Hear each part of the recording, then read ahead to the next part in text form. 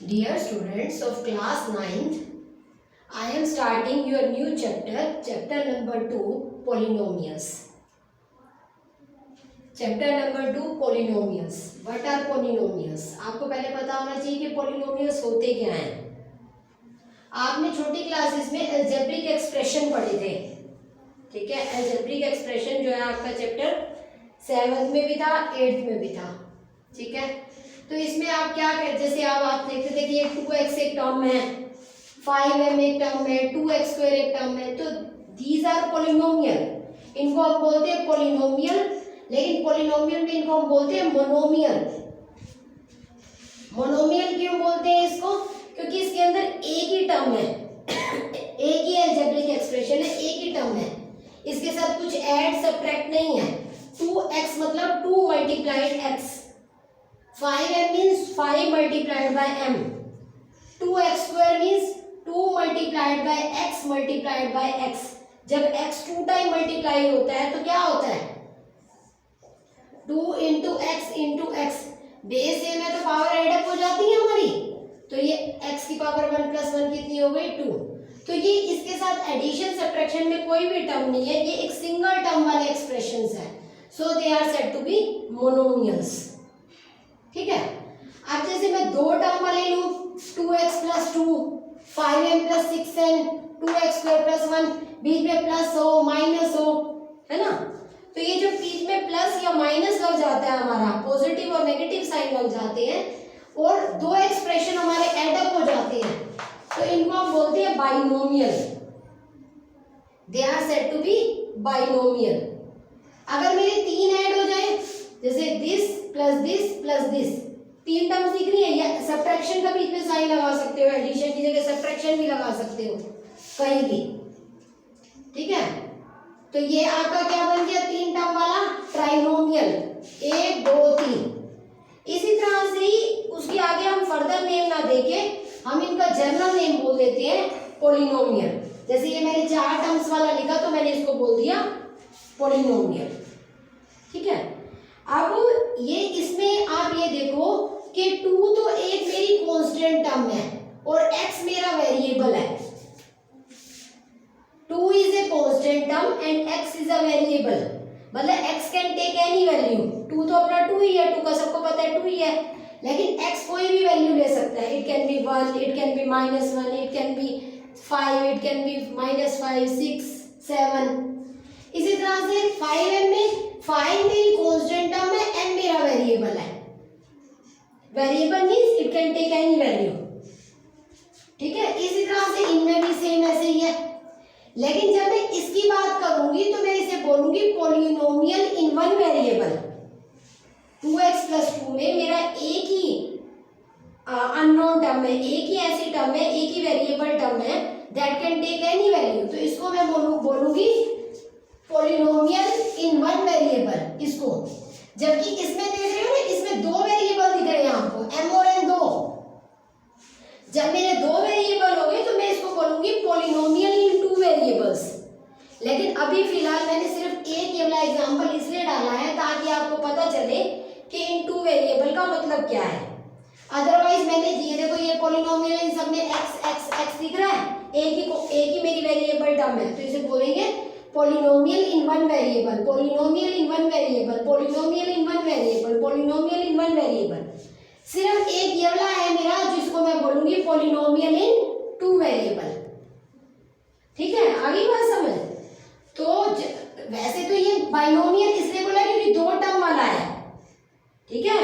लेकिन जब मेरा बाइनोमियल 2 टर्म्स वाला जनरल नेम तो मोनोमियल हो, बाइनोमियल हो, ट्राइनोमियल है. ये ट्राइनोमियल से 4 टर्म्स वाला हो गया. उसके बाद मैं चाहूँ तो 5 वाला लिखूँ, चाहूँ तो 6 वाला लिखूँ. उन सबका जनरल नेम क्या है? पोलिनोमियल. लेकिन अभी फिलहाल जो है आपके सिलेबस में पोलिनोमियल इन वन वेरिएबल ही है. आपको पोलिनोमियल इन 2 वेरिएबल का सिर्फ मैंने बता दिया, उसका रीजन भी बताती हूँ. अब जैसे फर्स्ट एक्सरसाइज है आपकी 2.1. अब 2.1 एक्सरसाइज में आपसे पूछा गया है कि which expressions are polynomial in one variable and which are not, state reason for your answer. अब इसका फर्स्ट पार्ट ये है आपका ठीक है। अब ये आपका फर्स्ट पार्ट है, ये क्या है आपका polynomial in one variable. Okay है, इसको लिख देना polynomial in one variable as X की वैल्यू जो है ए की वेरिएबल है वो हमारा है एक्स, और एक्स की सबसे बड़ी कंडीशन क्या होती है पॉलिनोमियल होने के लिए, कोई भी वेरिएबल हो, it can be X, it can be Y, it can be T, ठीक है, इट कैन बी जेड। उसमें ये होता है कि एक्स की पावर नेगेटिव नहीं होनी चाहिए और एक्स की पावर फ्रैक्शन में नहीं होनी चाहिए। द पावर ऑफ एक्स, जो पावर ऑफ एक्स भी नहीं बोलूंगी, पावर ऑफ वेरिएबल बोलूंगी, क्योंकि वेरिएबल तो मेरा कुछ भी हो सकता है ना, it can be X, it can be Y, it can be T, ठीक है। तो power of variable shouldn't be negative और फ्रैक्शन। तो ये मेरा नेगेटिव और फ्रैक्शन में नहीं होनी चाहिए पावर, तो मेरा ये पॉलिनोमियल है। और इन वन वेरिएबल होने के लिए सिर्फ एक ही वेरिएबल का होना जरूरी है। मतलब फर्स्ट पार्ट में ये पॉलिनोमियल इन वन वेरिएबल है क्योंकि एक ही वेरिएबल है एक्स, और पावर पॉजिटिव में दिख रही है, 2 पावर है, यहाँ 1 पावर है, ठीक है, तो पॉजिटिव पावर है, और साथ में पावर फ्रैक्शन में भी नहीं है, होल नंबर में है 2 1, ठीक है। अब सेकंड पार्ट देखो इसका y square plus under root 2, Y square plus under root 2 में 2 अंडर रूट के अंदर है ना, y तो अंडर रूट के अंदर नहीं है ना, y के ऊपर जो पावर है वो तो होल है ना, तो it is also a polynomial in one variable. अब अगर मैं थर्ड पार्ट की बात करूं तो थर्ड पार्ट में देखो मेरा t अंडर रूट में है, ये अंडर रूट का मतलब होता है पावर 1/2, इसका मतलब t की पावर 1/2 है यहाँ पर। अब पावर मेरी किस में आ गई, फ्रैक्शन में आ गई ना, तो पावर मेरी फ्रैक्शन में नहीं होनी चाहिए, इसका मतलब ये पॉलिनोमियल इन वन वेरिएबल नहीं है, ये पॉलिनोमियल ही नहीं है। समझ आई बात। फोर्थ पार्ट की बात देखो तो y नीचे है, अब अगर मैं y को ऊपर लेके जाती हूँ तो 1 पावर है, ऊपर जाके तो क्या हो जाएगी, -1 हो जाएगी ना, ठीक है। तो ये मेरा हो जाएगा y प्लस 2 और y रेज़ पावर -1। अब मेरा नीचे होने का मतलब है पावर का नेगेटिव होना, तो ये पॉलिनोमियल इन वन वेरिएबल नहीं है क्योंकि पावर नेगेटिव में बन जाएगी मेरी। अब मैं फिफ्थ पार्ट की बात करूं तो ये मेरा फिफ्थ पार्ट है। फिफ्थ पार्ट में x rays power 10, y rays power 3, t rays power 50। अब ये है तो पॉलिनोमियल क्योंकि पावर मेरे पॉजिटिव में है, ठीक है, लेकिन सब और होल नंबर में है, लेकिन दिक्कत क्या है, इसमें मेरे 3 वेरिएबल है x y t। अब x y t 3 वेरिएबल नहीं होने चाहिए क्योंकि मेरे से क्वेश्चन में ये बोला गया है पॉलिनोमियल इन वन वेरिएबल बताओ, जबकि ये पॉलिनोमियल तो है but in 3 variable, so the answer is no. तो इसका आंसर भी नो होगा। आगे बात समझ। अब नेक्स्ट क्वेश्चन है आपका सेकंड क्वेश्चन में आपको कोफिशिएंट ऑफ x स्क्वायर बताना है in all the polynomials which are given. तो x स्क्वायर का कोफिशिएंट बताना है, जैसे ये देखो ये मेरा एक्सप्रेशन दे रखा है, पॉलिनोमियल दे रखा है, मुझे इसमें x स्क्वायर का कोफिशिएंट बताना है। अब x स्क्वायर के आगे तो प्लस के बाद कोई नंबर ही नहीं है, तो कोई नंबर नहीं है मतलब 1 है, नो नंबर मींस 1 तो सबका मल्टीपल होता है, तो कोफिशिएंट ऑफ x स्क्वायर हो गया 1, ये इसका आंसर हो गया। क्लियर।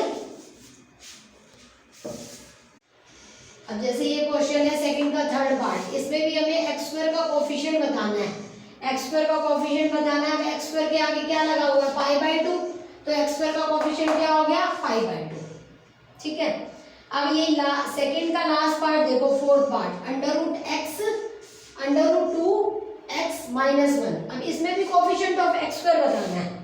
अब ये देखो कि पॉलिनोमियल के अंदर x स्क्वायर है भी सही, x स्क्वायर तो कोई एक्सप्रेशन में ही नहीं है, ठीक है, x स्क्वायर एक्सप्रेशन में नहीं है, it means coefficient of x square is 0।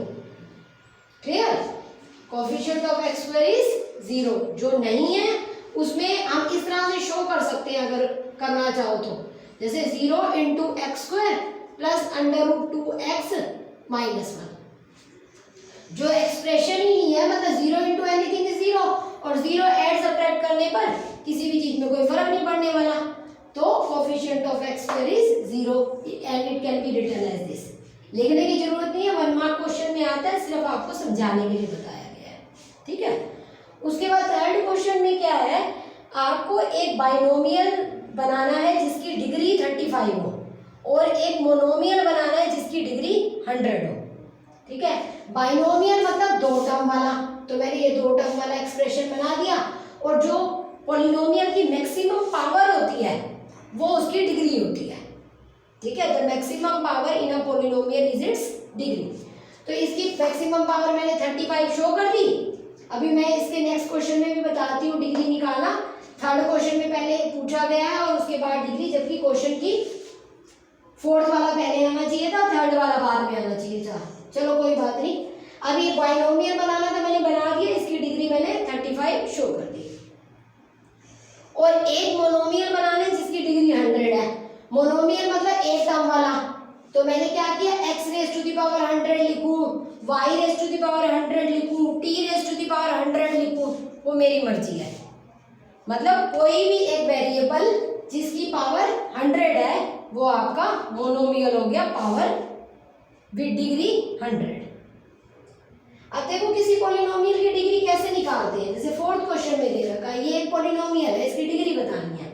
इसकी सबसे बड़ी पावर क्या है, ये 3, ये 2, इसके ऊपर कोई पावर नहीं है मतलब 1 है, तो सबसे बड़ी पावर क्या है, 3 है ना, तो इसकी डिग्री 3 है। अब जैसे ये इसका कोई और क्वेश्चन भी ले सकते हो। जैसे फोर्थ पार्ट पूछा हुआ है 3 की डिग्री बतानी है। फोर्थ पार्ट में 3 इज अ पॉलिनोमियल। ऐसे 2 भी एक पॉलिनोमियल है, 1 भी एक पॉलिनोमियल है, 0 भी एक पॉलिनोमियल है। इनको बोलते हैं कांस्टेंट पॉलिनोमियल, जिनके अंदर कोई भी वेरिएबल नहीं होता, सिर्फ एक नंबर होता है, हैविंग नो वेरिएबल, तो इनको हम बोलते हैं कांस्टेंट पॉलिनोमियल। तो इनकी डिग्री 0 होती है। इनको हम ऐसे भी लिख के दिखा सकते हैं, जैसे 3 multiplied x raise to the power 0।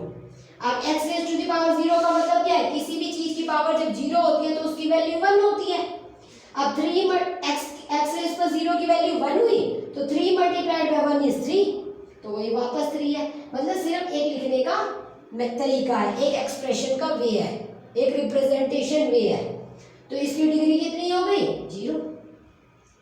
तो कोई भी कांस्टेंट पॉलिनोमियल आए जिसमें वेरिएबल है ही नहीं, तो उसकी डिग्री हम क्या लेंगे, 0, क्योंकि उसको हम 3 मल्टीप्लाइड बाय x रेज पर 0 लिखे, y रेज पर 0 लिखे, z रेज पर 0 लिखे, तो ये x रेज पर 0 की वैल्यू तो क्या हो गई, 1, 3 मल्टीप्लाइड बाय 1 इज 3।